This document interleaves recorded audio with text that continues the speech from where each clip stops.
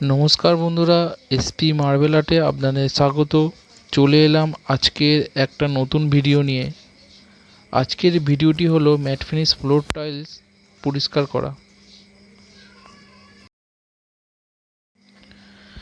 বাড়িতে যখন রঙের কাজ হয়, অল্প স্বল্প রং ফ্লোরের পরেই সেইগুলো সহজেই উঠতে চায় না।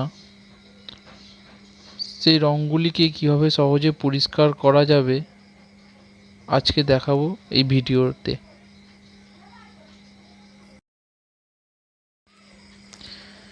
দেখতেই পাচ্ছেন পুরো ছাদটার রং পড়ে আছে এবং খুব নোংরাও হয়েছে। চারিদিকে রঙের ফোঁটা পড়ে আছে। ভিডিওটা শুরু করার আগে অবশ্যই লাইক এবং সাবস্ক্রাইব করবেন। চলুন তাহলে ভিডিওটি শুরু করা যাক।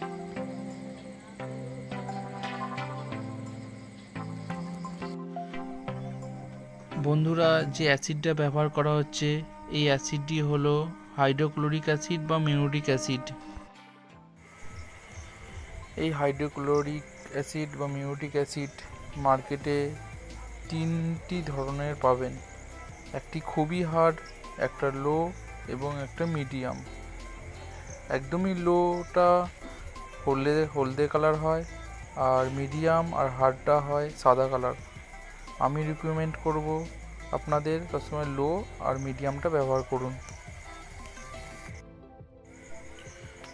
অবশ্যই পায়ে জুতো এবং হ্যান্ড গ্লাভস পরবেন এটি ব্যবহার করার সময়, নাহলে স্কিনের প্রবলেম হতে পারে।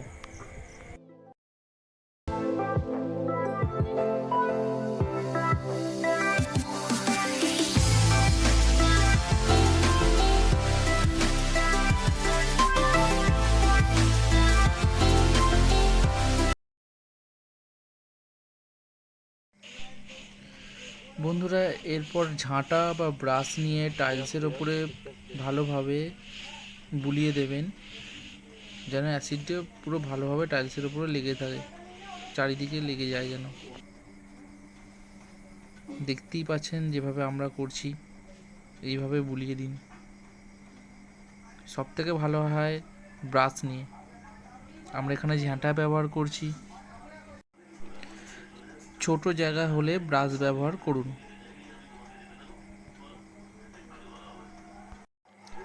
অ্যাসিডটা টাইলসের ওপরে দেওয়ার পর 10 থেকে 15 মিনিট রেখে দিন।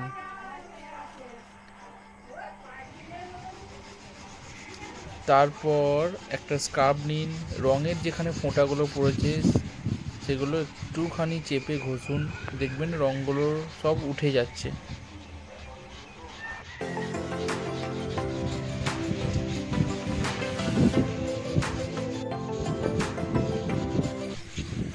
তো বন্ধুরা, ভালোভাবে ঘষা হয়ে গেলে পরিষ্কার জল দিয়ে ধুয়ে দিন। ধোয়ার পরে দেখতেই পাচ্ছেন কত সুন্দর দেখাচ্ছে। তো বন্ধুরা, আজকের ভিডিওটা এই পর্যন্তই। দেখা হচ্ছে আবার পরের ভিডিওতে।